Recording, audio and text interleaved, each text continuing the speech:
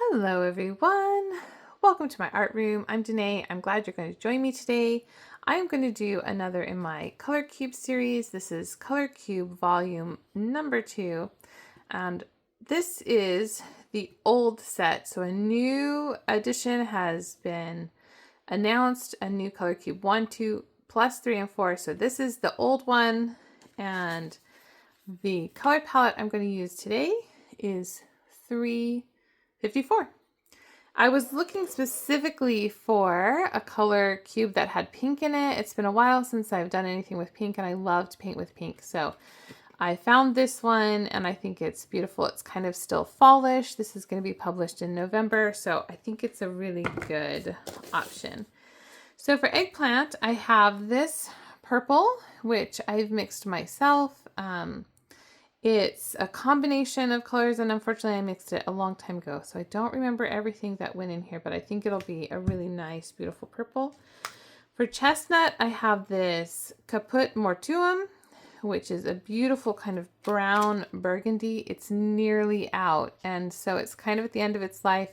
So I will be using clear gesso. I'm going to mix it with clear gesso just to give it some more flexibility as I paint with it. For rose, I have this pink, which again, I've mixed myself.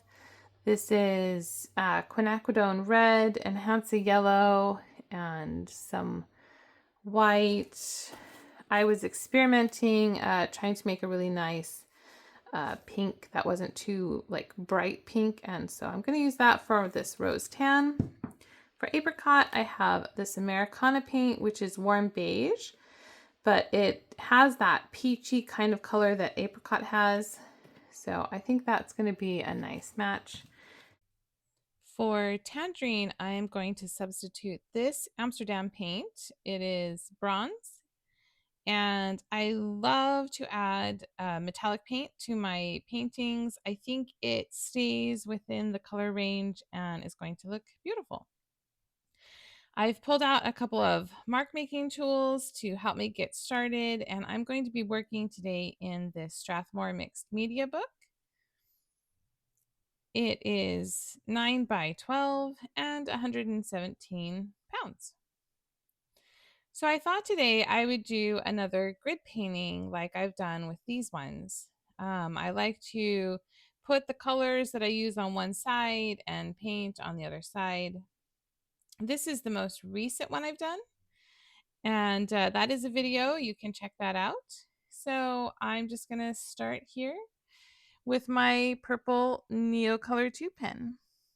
So the inspiration color and the inspiration palette kind of put me in a botanical feeling. So I'm making very loose botanical inspired shapes to get me started. These bottom layers I know are going to get covered up, and so I really enjoy this part of starting a painting, even though this is just an art journal and it's just for fun. It's for me to enjoy. I still want to create a product at the end that is really nice, and that puts pressure on me to do something well. So I really like these first layers where I can just do whatever I want and it doesn't matter. I'm going to fix these with this fixative, and what I've discovered about this fixative is it also makes the paint or the crayons move. So it'll blur those lines, and I'm using it as kind of its own mark making tool. So I enjoy that. While I let that dry, I did put my paint out on the left side so that I can remember if I ever come back and look through this book that I know exactly what paints I've used. And now I'm using this Marabou art crayon. I love the way that you can smear it. This is something I've just discovered recently. It does make a mess on your fingers, but it smears beautifully, and I just love how soft it looks. I am disappointed that these layers disappear because I do think they're beautiful. But the point of the video today is specifically to talk about layering. So when I make art for myself, I love to make lots of layers, layers and layers and layers and layers. And I think that it really brings art to life to have many, many layers. And I've spoken with people who don't understand why I make so many layers in my art. And so I thought today I would do a little demonstration on the value of layers. Can you make very simple art that is beautiful? Of course you can. Of course, there are artists who do it all the time. So, this is just my process and what I've learned and how I create. And I'm just sharing that with you so that you can see from my perspective. And maybe that will give you a little more insight when you're looking at my art and watching my videos, why I do some of the things I do and why I make the choices that I make. So here are still background layers. These are mostly still going to be covered up. I like to cover up the white space, in this case, the paper. It could be canvas. I like to do that. And so my first layers are just kind of warm up layers and to get me moving, get me familiar with the space, get my eyes working, kind of play with the colors, play with shapes, and sort of decide where I'm going to let the painting take me. And then my background layers are really the point where I'm trying to cover up most of the white space. And I'm not opposed to white space, and very often I will bring white back on top because I like the white, but I want the paper, I want the substrate to be covered. So here I'm just adding all of the colors because I'm still trying to kind of feel my way through. These are early layers and I want to see how the colors play together. I want to see how the mood changes. If you add dark colors, the mood will change. And if you add light colors, the mood changes again. So I like to kind of play with that and decide, is this going to be a light painting or is this going to be a dark painting? And that inspiration photo of the clouds is definitely inspiring. So it's very kind of pastel, even though I've got a really dark purple and I've got a really dark kind of burgundy that could put more to them. Still, the end result in that inspiration photo, if I choose to be inspired by it, is very light. So I came in with my Stabilo All pencil to see if I wanted to do some more line work, and I actually didn't like it, so I'm just using my water pen to like scrape it out, not scrape it out, but blur it. All right, so now I've let that dry and I'm coming back in. I lost most of my purple because I started with purple, my very first color that I put down with acrylic paint. So I want to bring that back. And that's one of the important roles of layers. If you put down something and you really enjoy it, you really like it, you can always bring it back to the top layers again. So don't be afraid to cover up marks that you really like because you can always put them back in, right? You made those initial marks, you can make them again. So for example, I made those really clear circles, those 3 circles stacked on top, which have gotten covered up now, but I did like them. So I've come back and I've put them in again and I've changed it now. It's not the exact same circles. They're a little rougher. It's more of an idea than an actual perfect circle, but I've brought it back to the top because I really enjoyed the way that those looked. So making layers also gives you a chance to continue to play and experiment and look for things you like and look for things you don't like. So I would say that for the most part, this is my background. The background is covered. I've got all the white space covered. I'm using this palette knife. I was trying to make these little oval shapes. I thought maybe I could stamp it in. And I keep trying and I get kind of close, but then I don't have the patience. So I end up of not following through with that idea. But, that playful movement gave me some really interesting color and interesting shapes, and so it was valuable to my painting because each layer also informs the next layer. So, based on the shapes and the colors I have, in my bottom layers, it influences then the layers that I'm going to put on top. So now I'm adding, so this is the copper, and this is definitely sort of the next layer. So I have my background layers, which are very rough and blocky. And now I'm going to start adding more. So this is sort of the next layer. I mean, technically it would be the third layer because I have all my initial mark making layers, but who's counting? I love this. I keep calling it copper, but it's actually bronze on the label. The Amsterdam is labeled as bronze. To me, it looks more coppery. So I want to do some stencil work so now this will be the next layer. And I have these, I'm going to use 3 different mandalas. And I bought these on Amazon years ago. I don't know if they're still available. But if you are interested in finding some mandalas, though, there's many, many, many available. Mostly I use, oh, isn't that beautiful? Mostly I use these to coffee dye paper because I like to make coffee dyed papers with patterns. And these just, I feel, make beautiful, beautiful patterns in the coffee paper. And I'm using that to put more to them. And yeah, this is beautiful. I love that. So here's the next one. And I kind of picked these out.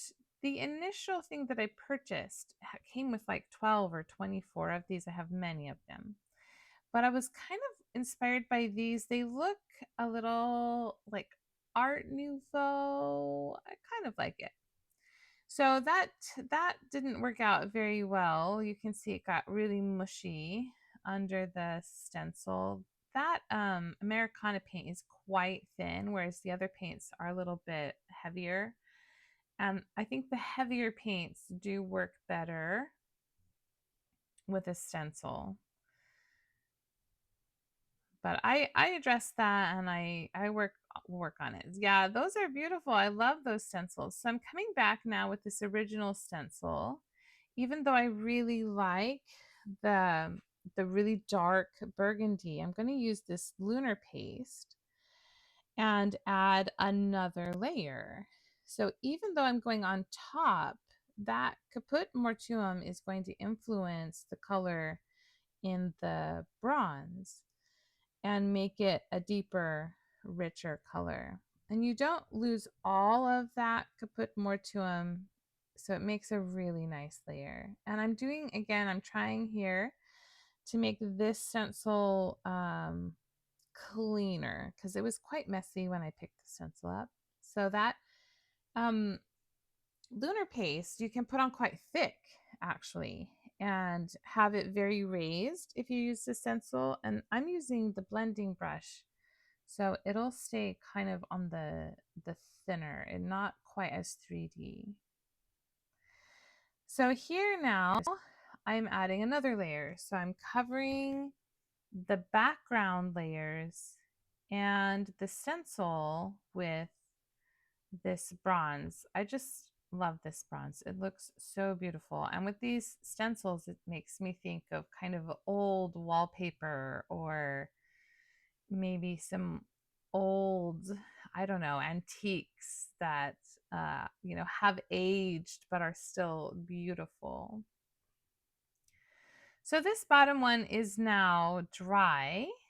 And these are kind of my final mark making because I do sometimes like to make marks on the very top just to add one more layer of interest, especially if they're small, because with art it's fun to look at it from far away and see one thing and then get close and see details that you missed. Here I'm using my palette knife just to scrape away some of that layer. I'm still not happy with the way that stencil laid down. It's looking messy to me, so I'm going to really spend some time and address what's going on there. I love to use sandpaper on my art. It creates a look and a feeling that I can't achieve in any other way. And because I do like some randomness when I paint, I enjoy that sometimes I can't control what happens with this technique. And I'm just using a baby wipe to clean off the dust. And so here I'm coming in with some more. And I've changed this color palette. This is also put more to them, but you can see it's very different in color from the abstract paint. So it's the same name, but it's a different company and the color is very different. And so I've mixed it now with my purple. So I'm kind of veering off a little bit from my inspiration palette and I'm mixing colors more. But in the end, I think it stays very true to the idea and the inspiration. So here I am adding another layer of paint and creating, again, more depth. It will, in my opinion, create more interest because it's not a solid layer of paint. I haven't completely used opaque colors. I'm keeping it sheer. And now I'm determined to use this stencil down here. And I'm using my palette knife to rub in that lunar paste. And I do want it a little bit rough because, yeah, I just think that looks really beautiful. And here I'm just blending. I'm coming in with a tiny bit more paint just to add, again, this is like the final little bits of marks that you'll see up close that you might miss far away. And at this point, I decide my experiment is done. So I'm going to remove the tape. And here I'm just showing you that if you use white tape, you can keep that tape and use it as washi tape. You can glue it down into other projects. It does make really beautiful tape. Normally, I would just save it and put it on my page, but for some reason, I didn't do it this time, and I couldn't tell you why. Yeah, these turned out really interesting, and I'm going to talk to you about the end result and what I see when I look at them.